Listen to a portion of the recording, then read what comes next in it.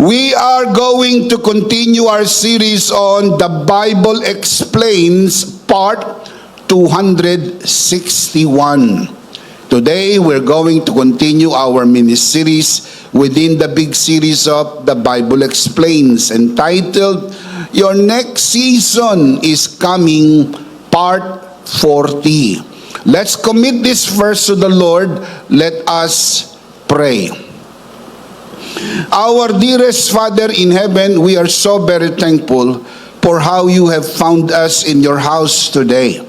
Though it is raining and even raining hard, thank you that your grace is greater than the rain. Thank you for how you have brought us here safe and sound. Thank you for these beautiful people who came here today despite of the heavy rain, and we honor you for that. Thank you for the wonderful time of praise and worship. Thank you for the beautiful people who are joining us online. We commit to you this time, even this learning time, and it is our prayer that everything that will be said and done today, all by your grace, for your glory, we pray in the name of your Son, our Lord and Savior, Jesus Christ, by the power of the Holy Spirit. And everybody will just simply say, Amen. Amen. Let's give the Lord a good clap of praise. Come on, malakas na palakpakan. Mas malakas pa sa patak ng ulan. Woo! Praise God. Are you happy today? We should be very happy, not only today, but every day. Despite of the rain, grace is greater than all. Can you say amen? Amen. Today we are going to talk about Mark. Mark the Evangelist, also known as John Mark or JM. John Mark. John Mark was a young ministry companion of Paul and Barnabas. Though he later wrote the Gospel of Mark, his journey began with failure, disappointment, and rejection before grace restored him to fruitful ministry. The story of John Mark reminds us that failure is not the end of your story. When grace is at work, grace can transition a person from a season of failure into a season of restored purpose, fruitfulness, and usefulness. Because here in this series, we believe that in Christ, your next season is coming. Let's say that together. In Christ, my next season is coming. In Christ, my next season is coming. One more time, louder. In Christ, my next season is coming. We believe that with all of our hearts here at EMI, even as we learn these powerful truths in the story of the Bible characters that we are discussing, that grace is greater than our failures. Having said this, allow me to share with you today two things that happen when grace moves you from failure to fruitfulness. Number one, grace restores you from failure. Grace restores you from failure. Sa wikang Pilipino, ibinabangon ka ng biyaya mula sa iyong kabiguan. John Mark joined Paul and Barnabas on their first missionary journey. But in the middle of the journey, something happened. John Mark left them and returned home. Yun ang nangyari. Isinama po si John Mark sa kanilang first missionary journey.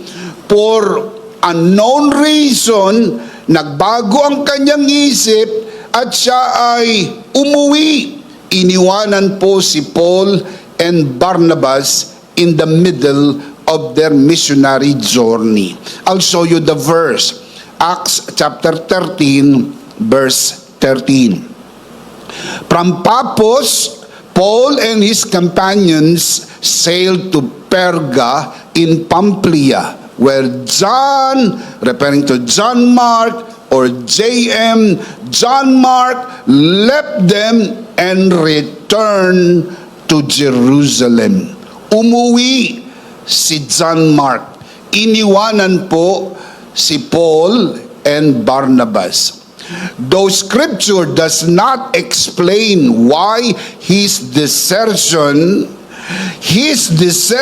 was serious enough that Paul later refused to take him on another journey. Hindi po ibinigay sa atin sa kwento kung anong dahilan ng kanyang pag-uwi at hindi pagpapatuloy.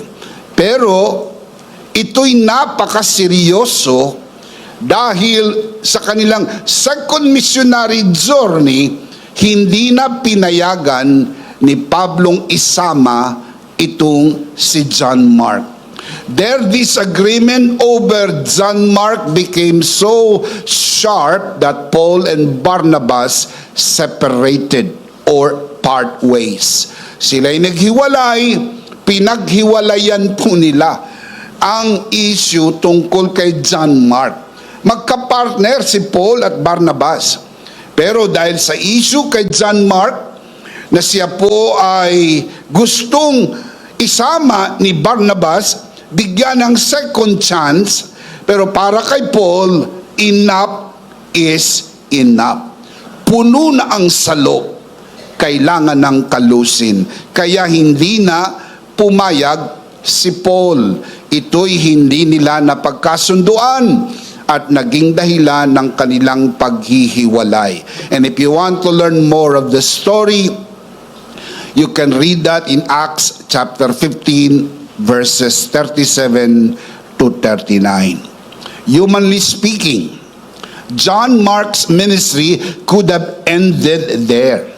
Many would have remembered him only as the young man who quit when ministry became difficult. A young man known as a deserter, marked by failure, guilt, and shame. Yun ang kanyang alaala. Kung baga, kung wala yung grasya, kung hindi siya nabigyan ng pagkakataon uli sa pamagitan ng kagandahang loob ni Barnabas, tapos na ang kwento niya doon. Siya po'y aalalahanin as a deserter. Hindi nagpatuloy, nasiraan ng loob, nasiraan ng bait, nasiraan ng ulo, nasiraan ng lakas ng loob para magpatuloy sa paglilingkod at umuwi na sa Jerusalem. But Grace was not finished writing his story. This reveals one of the most beautiful truths about the gospel of grace. And here's the truth. Our failures do not have the final word. God's grace does. Tandaan, may mga kabiguan, pero hindi po yan ang huling salita ng iyong buhay. Maaring bahagi lamang po yan ng iyong kwento, pero hindi po yan ang buong kwento. Hindi rin yan ang buod ng iyong kwento, dahil dakila ang biyaya ng Diyos kaysa sa ating mga kabiguan. Maaring bigo ka sa maraming aspeto ng buhay. Bigo sa pag-aaral, bigo sa pagkakaibigan, bigo sa pag-ibig, bigo sa pagtatrabaho, propesyon, hanapbuhay o negosyo. Hindi po kinakailangan ito ang maging huling kwento ng iyong buhay, dahil lahat ng kabiguan ay dinaig na ng tinapos na gawa ni Kristo sa krus ng Kalbaryo. If you believe that, shout amen? Palakpakan natin ng malakas ang Panginoon.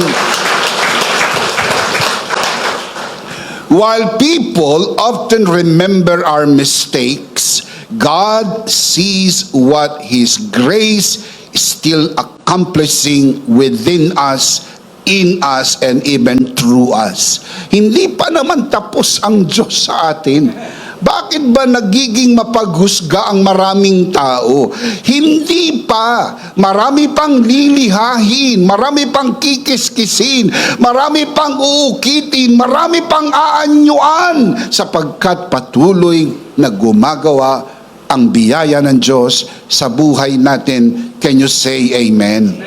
Failure may explain a chapter of our lives, but it never has to become the title of your story. Beautiful, isn't it?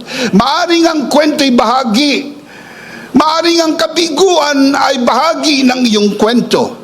Pero hindi po yan ang buong kwento. Maaring merong mga chapters sa life mo na may tuturing nating failures. Pero hindi po yan ang buong istorya.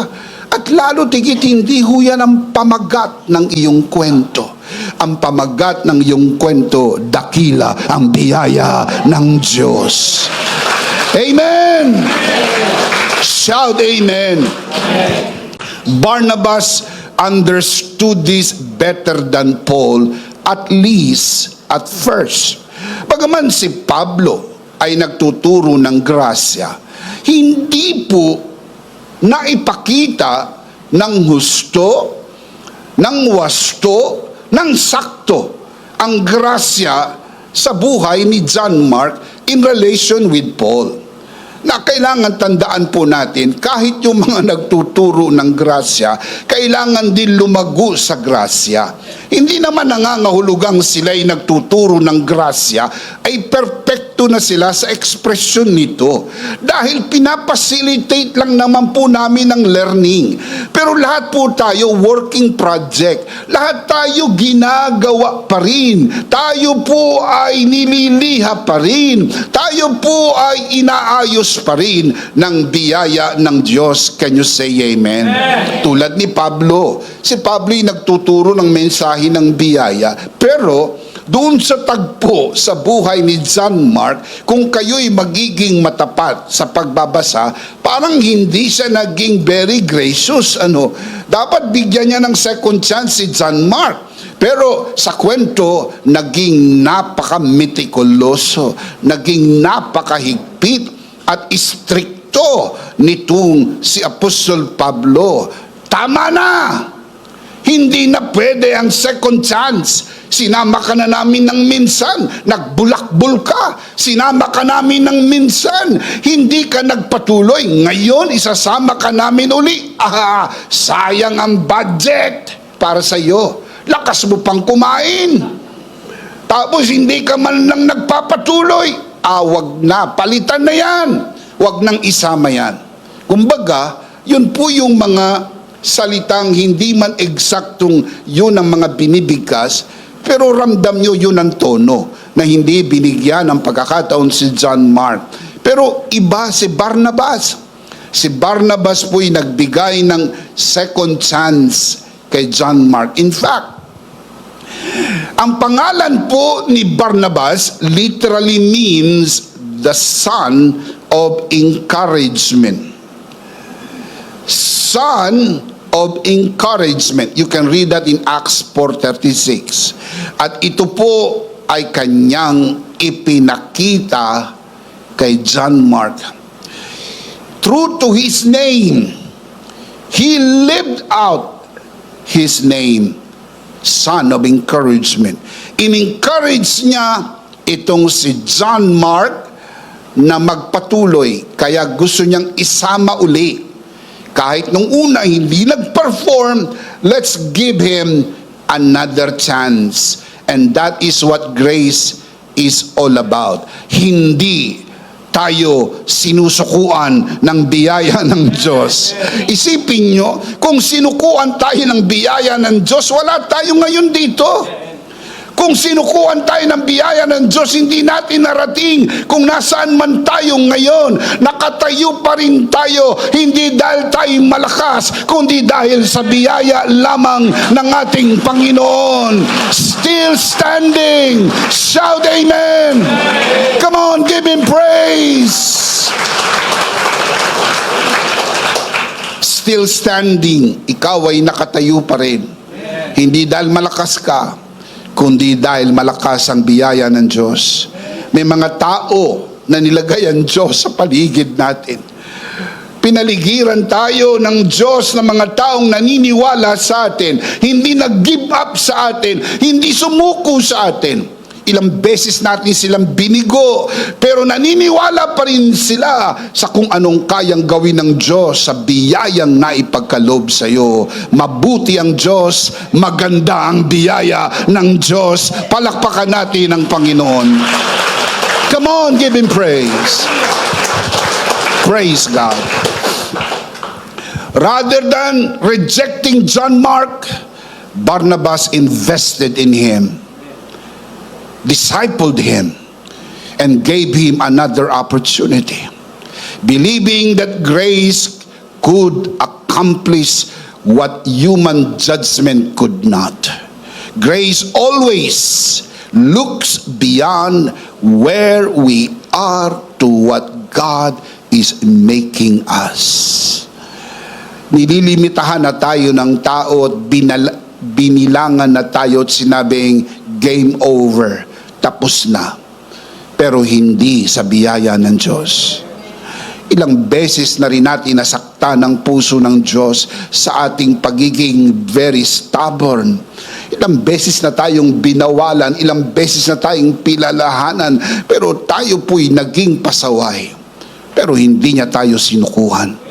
Niyakap niya pa rin tayo sa ating karumihan, sapagkat ang tiwala ng Diyos ay hindi sa atin. Ang tiwala ng Diyos ay kung anong kayang gawin ng kanyang biyaya sa buhay ng mga taong nagtitiwala sa Diyos. And if you believe that, shout amen.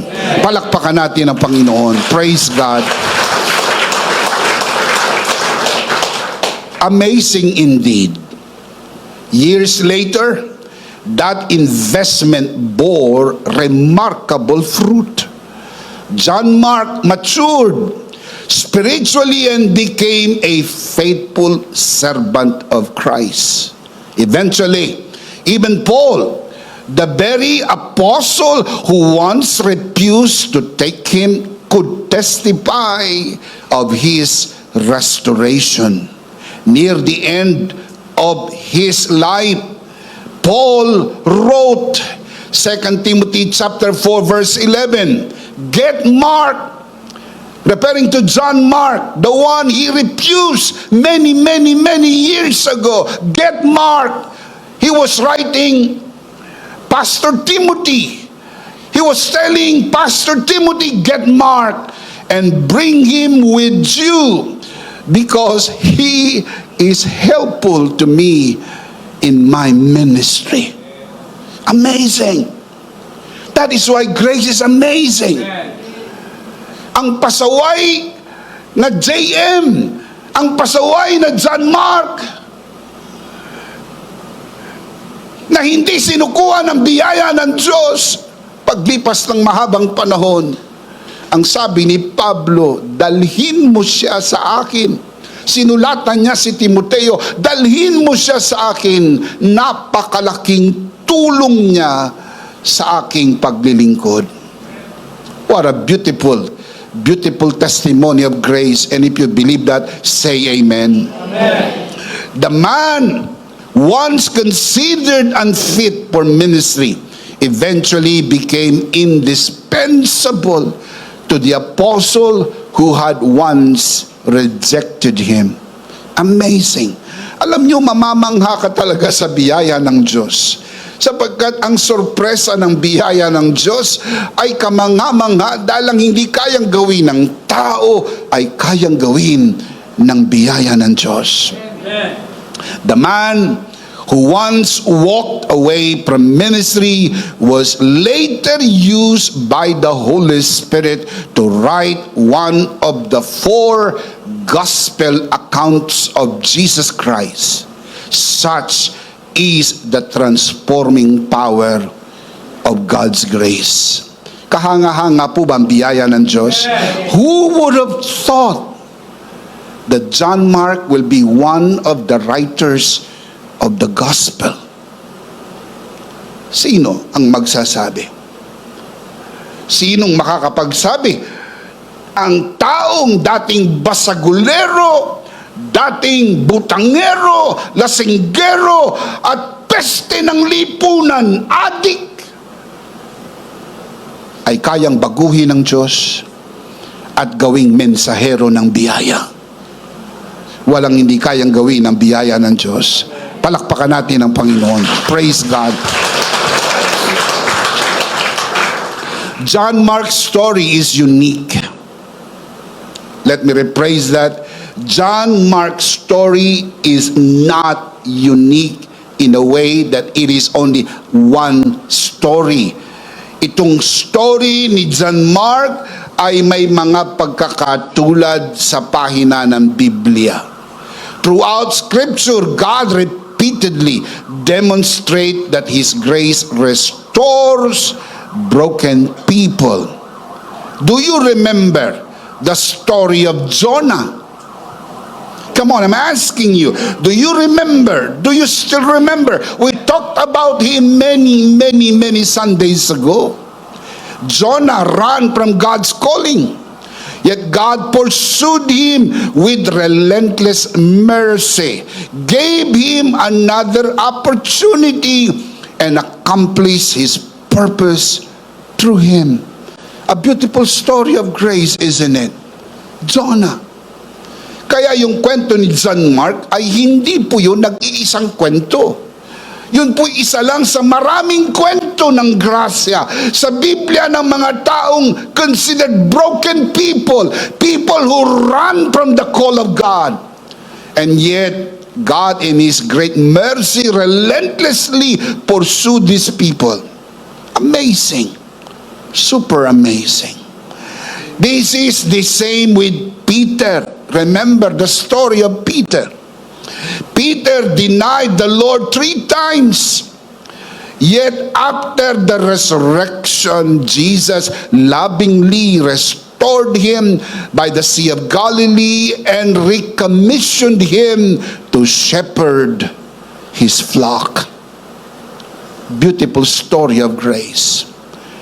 Ang taong nag-deny, nag-betray, not once, not twice, but 3 times, grace was able to restore this person and make this person the first evangelist of the book of Acts and a great martyr of faith. Bakit? Dahil kapag tinignan ka ng tao, ang nakikita lang ng taong madalas ang iyong masamang nakaraan. Pero pag tinignan ka ng grasya, ang nakikita ng Diyos ay kung anong kaya niyang gawin sa pamagitan ng kanyang grasya, sapagkat dakila ang grasya ng Panginoon. Palakpakan natin ang Panginoon. Praise God. If you want to know more about this beautiful story, you can read the account in John chapter 21, verses 15 to 17. Practically speaking, many believers still live under the shadow of past failures, regret, disappointment, and shame leave them feeling disqualified. Hindi na ako karapat-dapat. Hindi ako pwedeng magpastor. Hindi ako pwedeng mag-preach. Hindi ako pwedeng mag-lead. Hindi ako karapat-dapat. Ang tanong ko'y ito. Kung hindi ka karapat-dapat, sino ang karapat-dapat? Matay mong isipin, maliwanag ang sabi ng Biblia, walang karapat-dapat, wala kahit isa. Dahil ang lahat ay nagkasala. Lahat tayo kinahabagan lang ng biyaya ng Diyos. Lahat tayo sinagip lamang ng biyaya ng Diyos. Saved by grace. Can you say amen? Palakpakan natin ang Panginoon. Praise God. He qualified us only by His grace. Sapagkat walang karapat dapat wala kahit isa. Salamat sa biyaya ng Diyos. The enemy reminds us of who we once were. But grace reminds us who we now are in Christ. Palaging ipinapaalala ng kaaway kung anong yung nakaraan. Pero palaging ipinapaalala ng grasya kung ano ka na ngayon. Ikaw ay anak na ng Diyos, tagapagmana ng buhay na walang hanggan. You are blessed. You are highly favored. You are a child of God. Shout amen. Give Him praise. Give Him praise. Make a joyful noise to God, for the Lord our God is awesome. Praise God. You are healed. You are blessed. You are anointed. You are a child of God. Always keep in mind who you are in Christ. Pag tinignan tayo ng Diyos Ama, tinitignan niya tayo kung sino tayo kay Kristo. Kaya kapag ikaw ay na kay Kristo, okay ka na sa harapan ng Diyos dahil si Kristo ang iyong katuwiran sa harap ng Diyos. Huwag mong ibababa ang iyong sarili dahil itinaas ka na ng Panginoon. Iniupo ka sa tabi ni Kristo. Isinama ka sa parada ng kanyang tagumpay. Ang halimuyak ng kanyang tagumpay ay umaamoy sa iyo. Kaya ikaw ay tinawag sa Bibliang God's beloved. Mahal ka ng Diyos. Minamahal ka ng Diyos. Palakpakan natin ang Panginoon. Praise God. Your failure may explain your past, but it does not determine your future. I like that. I want to say that again. I hope you will just process this. Your failure may explain your past, but it does not determine your future. The cross has already spoken. Your identity is no longer found in your worst mistake, but in Christ's perfect righteousness. Do you believe that? 2 Corinthians 5:21, He who knew no sin became sin, that we might become the righteousness of God in Christ Jesus. Do you believe that? If you believe that, shout amen. God's grace is still writing your story. Hindi pa po nagbababa ang Diyos ng pen. Hindi naubos ang tinta ng kanyang grasya sa pagsulat ng magandang istorya ng buhay mo, sapagkat dakila ang kanyang grasya kaysa sa ating mga kabiguan, kamalian at masamang nakaraan, dahil dakila ang biyaya ng Diyos. Palakpakan natin ang Panginoon. Praise God. Praise God. Number 1, grace restores you from failure. Number 2, I'm starting to close. Grace empowers you for fruitfulness. Tagalog, pinapalakas ka ng biyaya upang maging mabunga. Ang pagiging mabunga ay gawa ng biyaya sa buhay natin. John Mark did not remain in failure. Of course, he did not.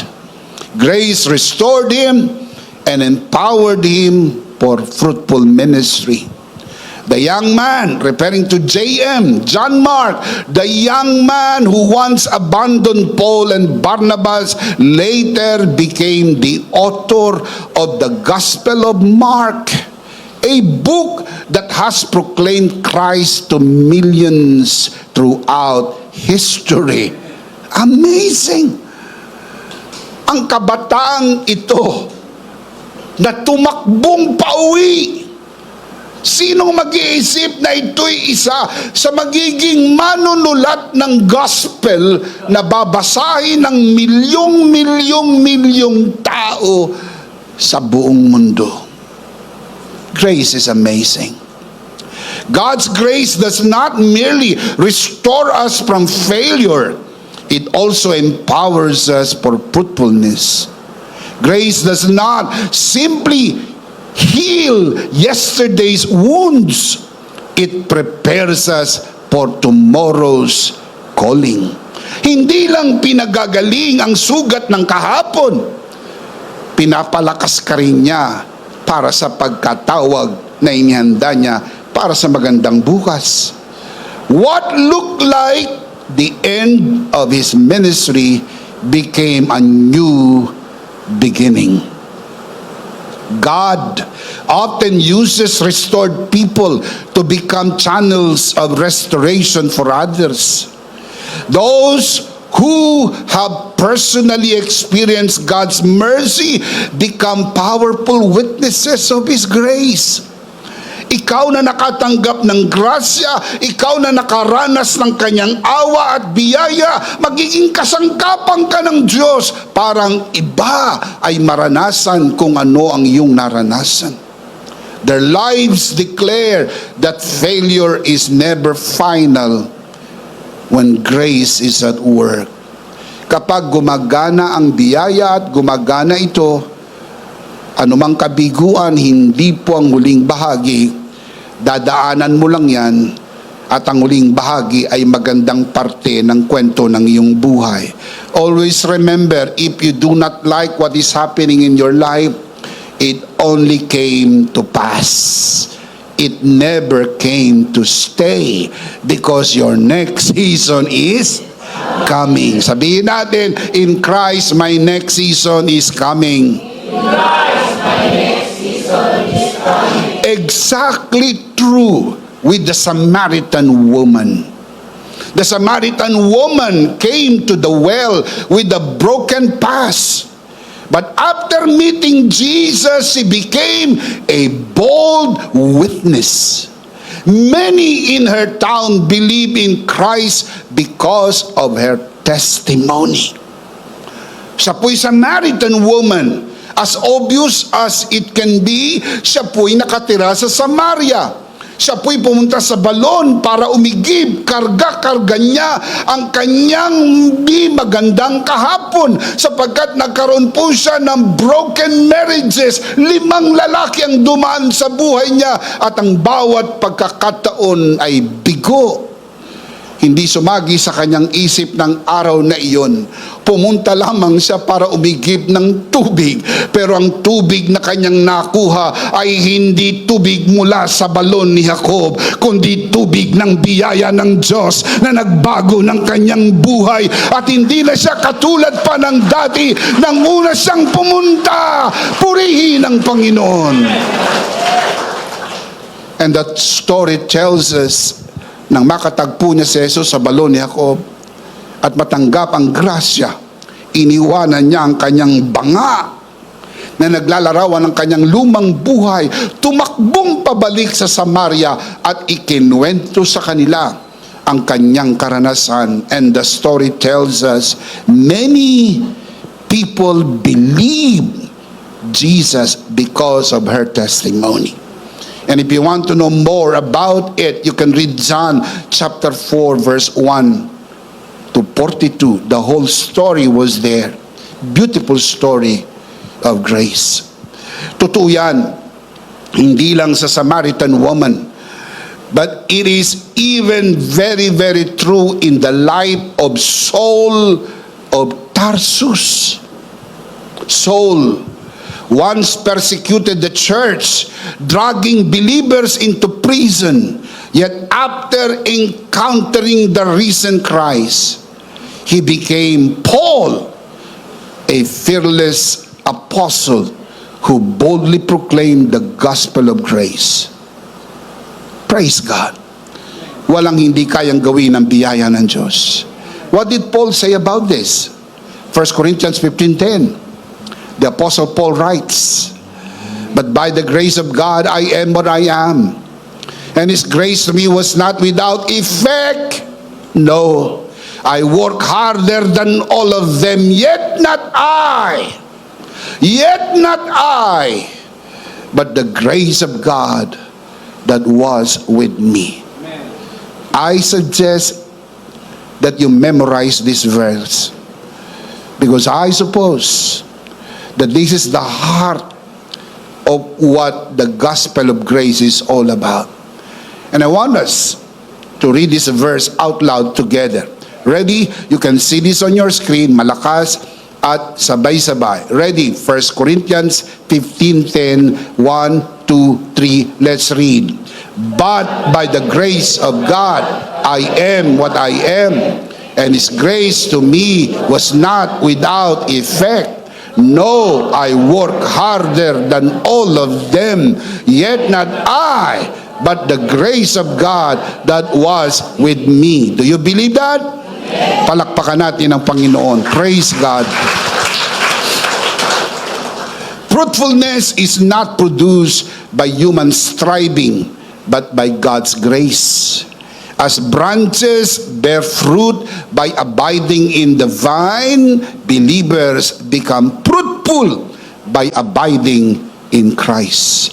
Grace not only forgives and restores, it produces fruit. Ang bunga ay resulta ng grasya.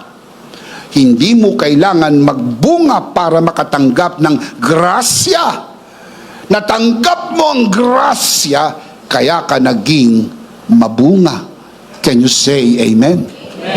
Practically speaking, many believers feel spiritually stuck because of past failures and disappointments. Some stop serving out of fear, while others believe they have missed God's best for their lives. Iniisip ng iba na miss out ko na. I'm too old. Lumagpas na.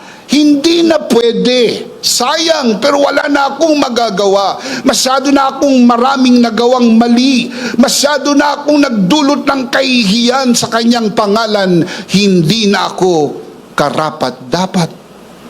John Mark's story reminds us that God's grace specializes in new beginnings. I want to say that again. The story of John Mark reminds us that God's grace specializes in new beginnings. Hindi ba pag nagpapagamot ka, humahanap ka ng espesyalista? Espesyalista sa mata, espesyalista sa baga, espesyalista sa puso, espesyalista sa internal medicine, so forth and so on. Kaya kung gusto mo ng bagong simula, ang kailangan mo yung biyaya ng Diyos. Espesyalista ang Diyos. Ang kanyang biyaya ay kayang magbigay ng bagong simula. And those of you who are watching this broadcast, it is not an accident that you are seeing this. Maaring pagod na pagod ka na sa iyong nakaraan at naririnig mong mensahe na ito sapagkat kinakausap ka ng Panginoon. Subukan mo ang kanyang grasya, bibigyan ka ng bagong simula sapagkat dakila ang biyaya ng Diyos kaysa kasamaan ng kahapon. Dakila ang tinapos ng gawa ni Kristo sa krus ng Kalbaryo. Shout amen. Palakpakan natin ang Panginoon. Praise God. Shout amen. Your greatest season of fruitfulness is still be ahead of you.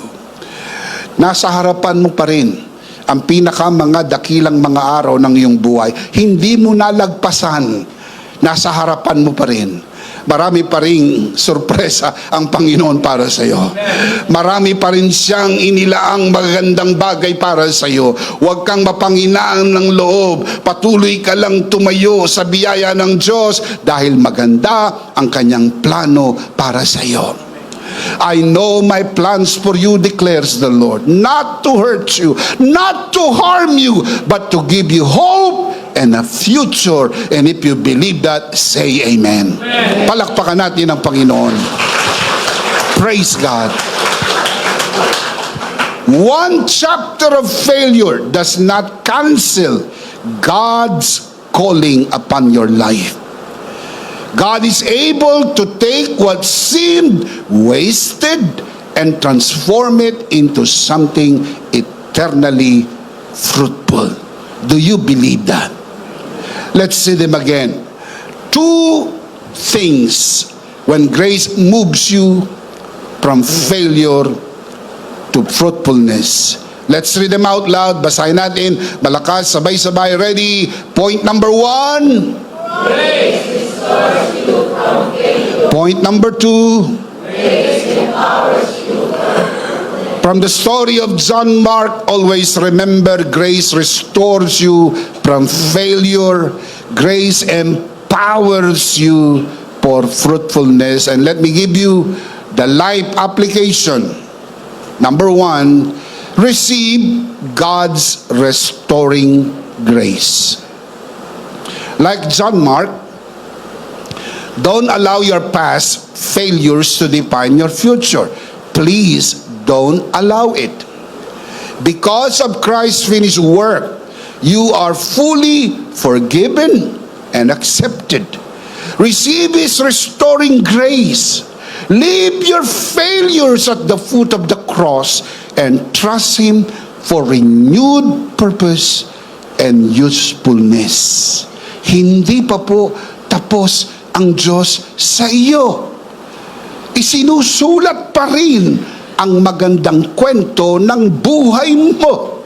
Kung may kabiguan, yan po'y bahagi lang ng istorya. Hindi yan ang buong istorya. Tandaan, magtatapos ang iyong storya sa magandang tuldok ng biyaya ng Diyos na gumawa, gumagawa at gagawa pa sa iyong buhay. And if you believe that, say amen. Number 2, rely on God's empowering grace. Rely on God's empowering grace.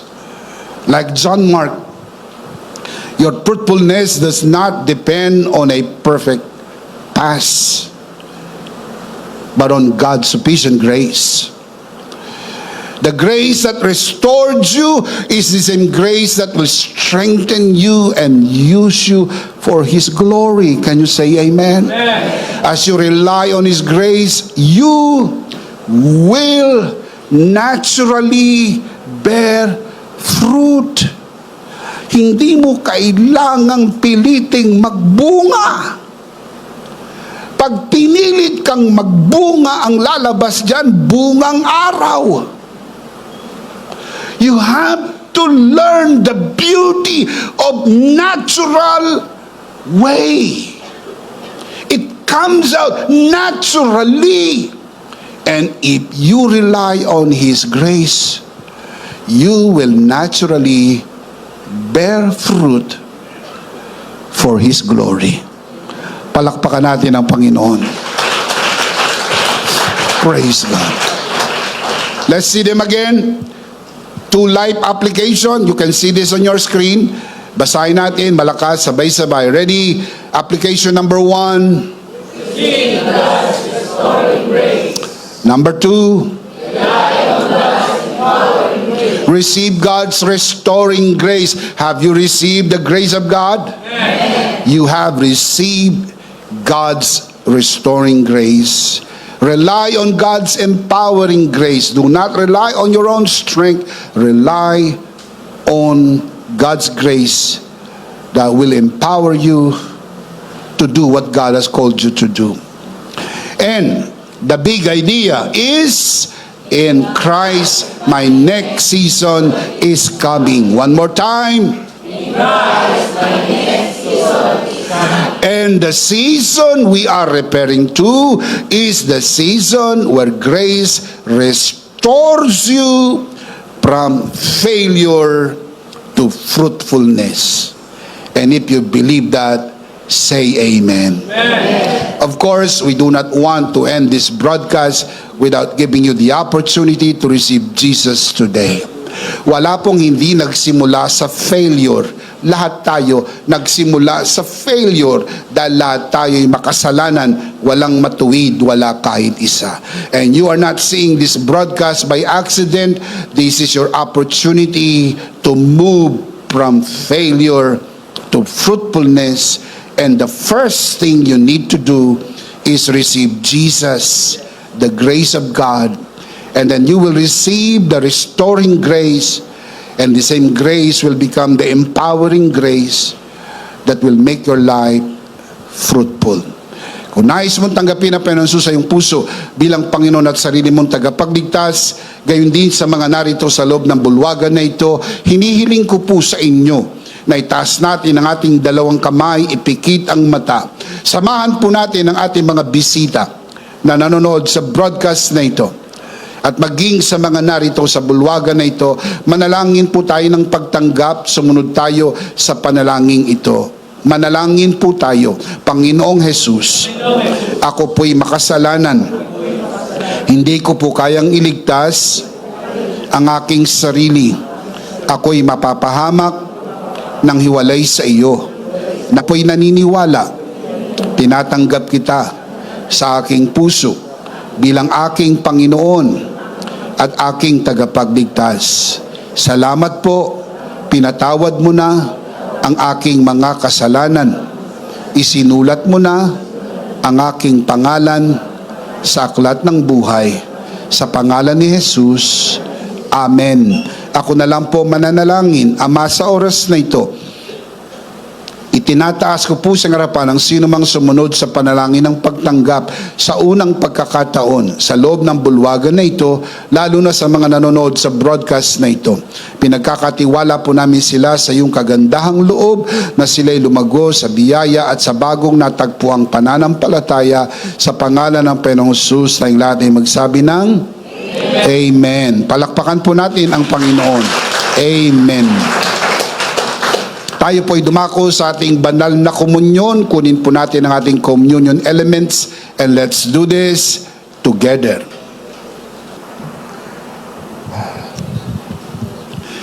Alright, let's do this together. Hawak-hawak po natin ang pinaka-makapangyarihang simbolo ng tinapos na gawa ni Kristo sa krus ng Kalbaryo. Ito ang aral na tinanggap ko sa Panginoon at ngayon naman ay binibigay ko sa inyo. Nang gabing siya'y pagkanuloy dumampot siya ng tinapay, kanyang pinagpira-piraso at kanyang sitawan na pinagpira-piraso dahil sa inyo. Gawin niyo to bilang pag-alaala sa akin. Sabay-sabay po natin gawin.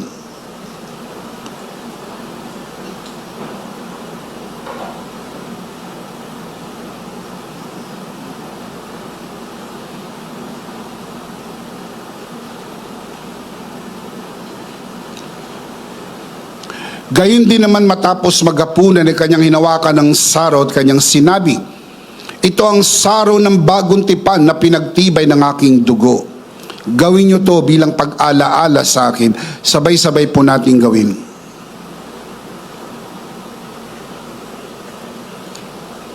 Ate po itaas ang ating dalawang kamay at sumunod po tayo sa panalangin ito. Aming Ama, maraming salamat po sa aming Panginoong Hesukristo. Panginoong Hesukristo, maraming salamat po sa iyong banal na dugo na iyong itinigis sa krus ng Kalbaryo. Dahil po dito, lahat ng aming kasalanan ay yun ang pinatawad.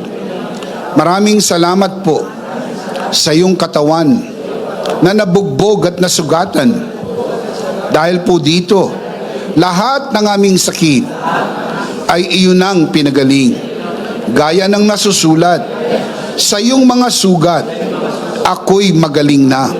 Ako'y naniniwala, ako'y magaling na. Aking dinideklara, ako'y magaling na. Ako'y malusog, malakas, masigla, pinagpala, pinaburan, at mabubuhay ng mahaba. Sa pangalan ni Jesus, maraming salamat po, Banal na Espiritu, sa iyong kapahayagan, sa mensahe ng biyaya, sa pangalan ng Panginoong Jesus. Amen. Amen. Palakpakan natin ang Panginoon. Praise God. Praise God. Minsan pa, sabay-sabay, ano po ang big idea?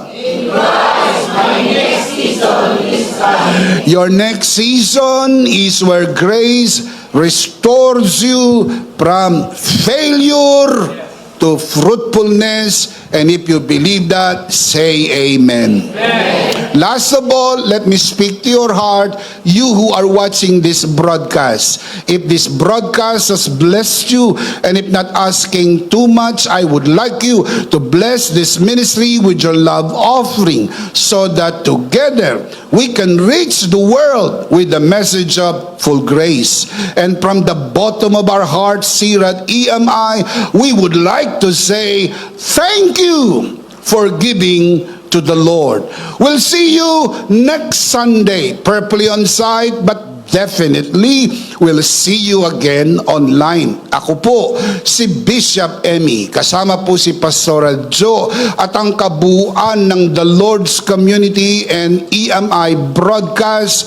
Maraming salamat po. Stay a bit for more announcement. Stay blessed and stay connected. Always remember, in Christ, you are forever. Sarito!